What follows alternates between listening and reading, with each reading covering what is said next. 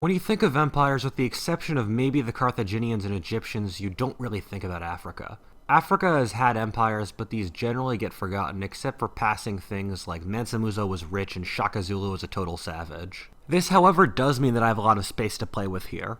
This is a video where I change history to create 4 different African empires. Let's see how they'd have played out, what would have allowed their existence, what their strengths and weaknesses would be, and how they'd fall. As a final note, this video will not be focusing on a large Ethiopian empire and the East African Federation, since I've already made videos on those subjects. None of these scenarios are the most likely option that things would have occurred in history with, but are meant to all be within the realm of possibility if the players involved played their cards right. With that out of the way, let's have some fun.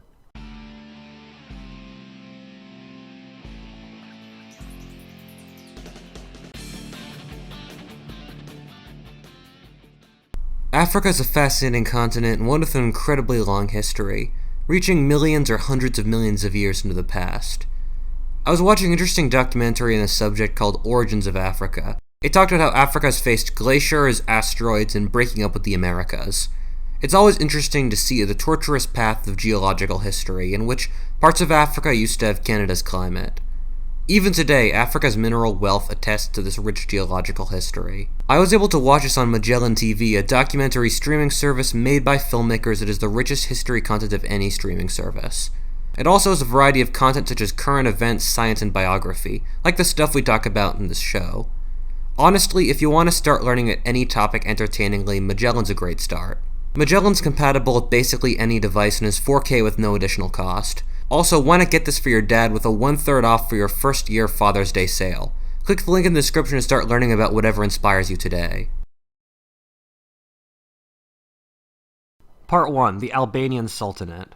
Something a lot of people forget is that the Muslims were in the process of colonizing Africa in the 19th century before the Europeans did. Case in point was Muhammad Ali's Egypt. Muhammad Ali's pretty damn close to the definition of a Chad. He was an Albanian officer fighting the Turkish army in the early 19th century who, after the French lost power in Egypt, seized control of it. He then launched a large military operation of trying to conquer the Ottoman Empire, seizing control of Syria and even invading Greece with a massive fleet where the British and French teamed up against him to prevent him from destroying and reforming the Ottoman Empire into a powerful state. This all knocked him back to Egypt. I'm not going to have him seize control of the sclerotic and weak Ottoman Empire, which would have likely resulted in him reforming it and thus changing history massively, since he would have probably just moved his capital to Constantinople and created another European empire. Instead, I'm going to focus on 2 endeavors his descendants tried that had the potential to create an African empire.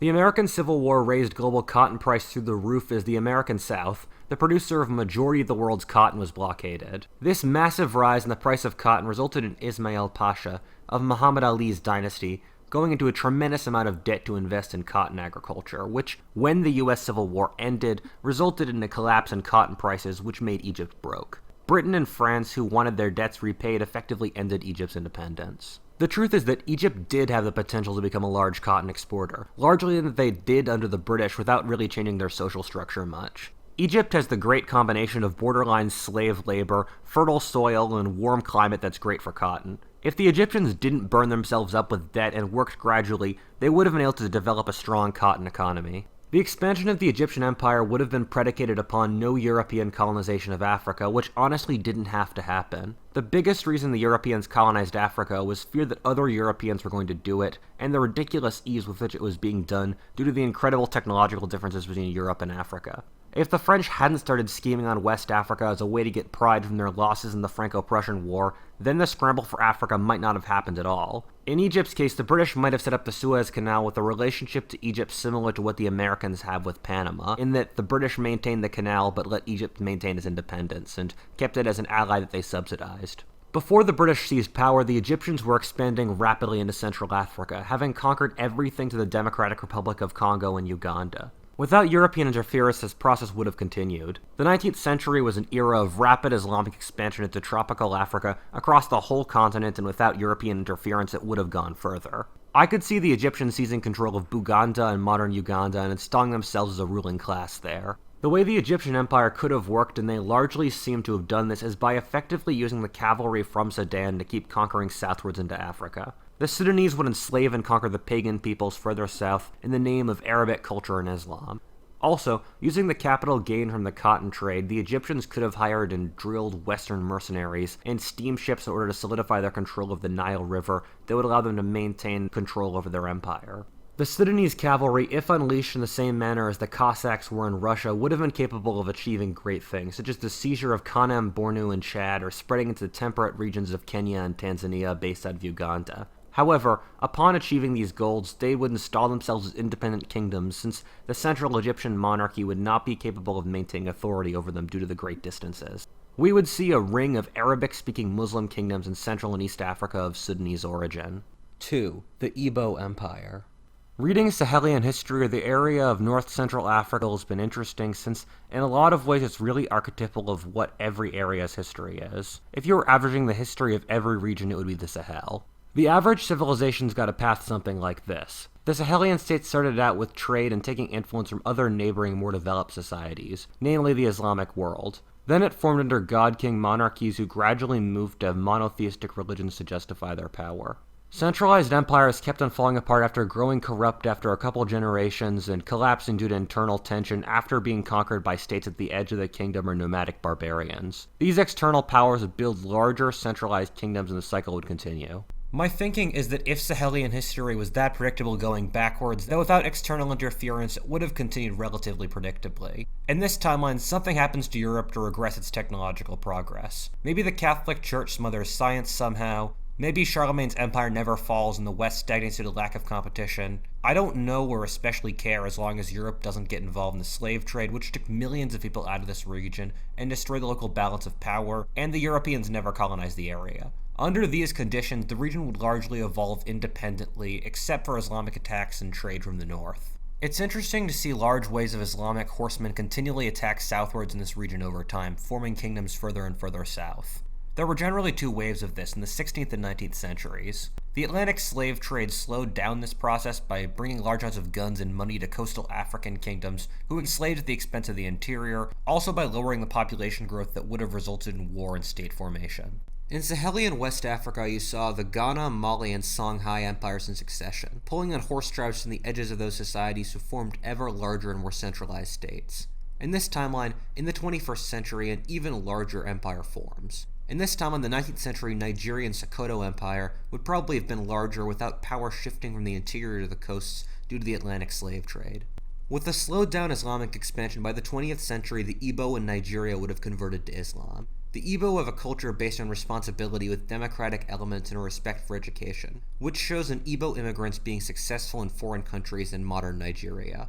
In this timeline, the Igbo are integrated into the Sokoto North Nigerian Hausa Empire and rebel inside that empire, forming a larger empire that unites West Africa, creating a veritable West African Roman Empire. This is the progression you see by averaging all other civilizations' histories.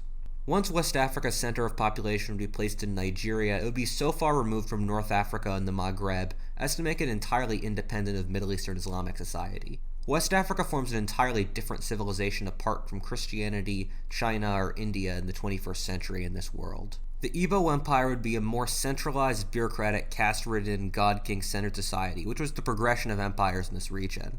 The Igbo language becomes the lingua franca, and the Niger River becomes the main artery of empire. In the end, as the empire would grow corrupt and divided like the Romans, barbarians from the Sahara and Berber horsemen would destroy it. Number 3. The United States of Africa. I was looking at this map from the 1960s about what they thought Africa would look like in the year 2000. There's a lot of weird stuff to unpack in this map, but the biggest thing that struck me was the United States of Africa. I did a bunch of research, and I found that it was a black nationalist fantasy in the 1920s of forming a Pan-African state called the United States of Africa. Driven by Jamaican black nationalist Marcus Garvey, it's fascinating to think about what could have happened if that had occurred. Now here's my wank scenario on how to create it. In this timeline, the University of Paris creates a Department of Black Studies during World War I as a PR move to get the African colonies behind the war.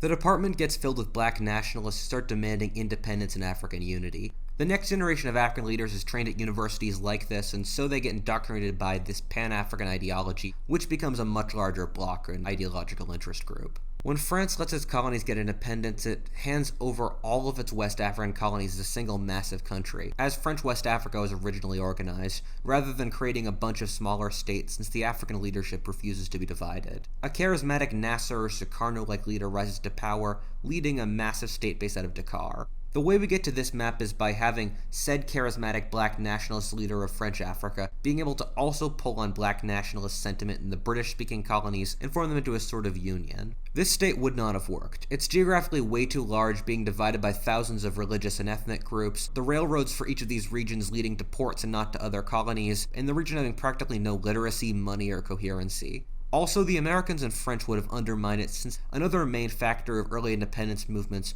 was support for Third World socialism, and thus the state would have been a lukewarm ally of the Soviet Union, thus resulting in the US and France supporting rebellious groups inside it. Third World socialism was also a massive economic failure, and so the economy of this region would have been completely tanked, as occurred in every Third World socialist nation. Seeing the state collapse would be very interesting.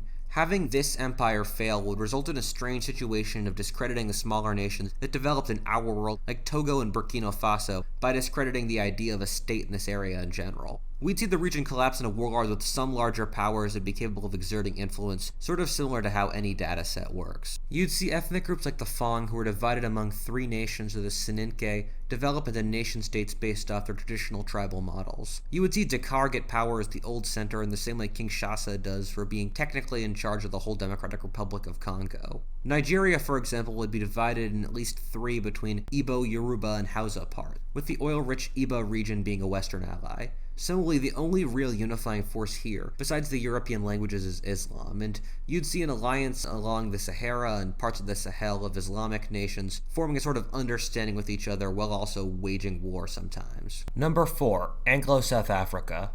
South Africa was nearly Australia. To be real, the conditions there were almost exactly the same between the two countries at the time of colonization.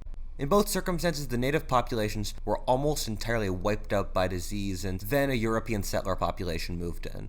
The difference was that South Africa was settled by the Dutch and Australia by the British, who were very different colonizers. The Netherlands was much more of a plutocracy, with their colonies run to gain as much money for the elite as possible. We see this, for example, in Dutch New York, in which the land around the city was divided between wealthy Dutch landlords who imported tenants to work for them. There were plenty of poor Dutchmen who wanted to immigrate to America, but that would have resulted in more hands in the pie for the wealthy Dutchmen already active in New York. Thus, immigration was discouraged. The British, meanwhile, dropped 750,000 people in their colonies in North America and just told them to figure it out. In South Africa, the Dutch set up a slave system in which they brought slaves from West Africa to work on plantations. Slavery always limits the abilities of poorer immigrants, which discouraged immigration to South Africa, meaning the colony had a tiny population. The South Africa that formed afterwards was a racist apartheid state based off cheap African labor.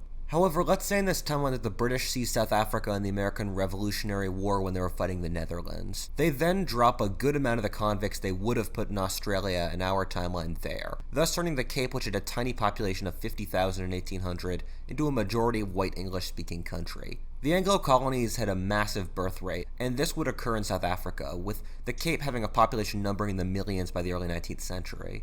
This would precipitate a large migration northwards, partially like our timeline for the Dutch to escape the British hegemony, but also to alleviate British population growth. As they pushed into the tropics, the South Africans would rub up against the densely populated and more developed Bantu populations, who were in fact resistant to European diseases, the most notable example of which were the Zulu. The Anglo-South Africans would commit horrific atrocities in order to secure the best land, pushing the native black population onto reservations. With the invention of the railroad and better medicine, Africa became colonizable, and so we would have seen white immigration to the temperate highland regions of southern Africa, like Zimbabwe, and we'd see them seizing parts of Portuguese Angola, which was a ridiculously weak colony, settling in the temperate mountainous regions. Katanga and the Congo would also become a protectorate for its rich resources and would be used to grow cash crops due to its rich soil. A weird situation would develop here where we would see white enclaves in the temperate zones of southern Africa with highly developed technology and agriculture tied together by railroad with large African populations in between.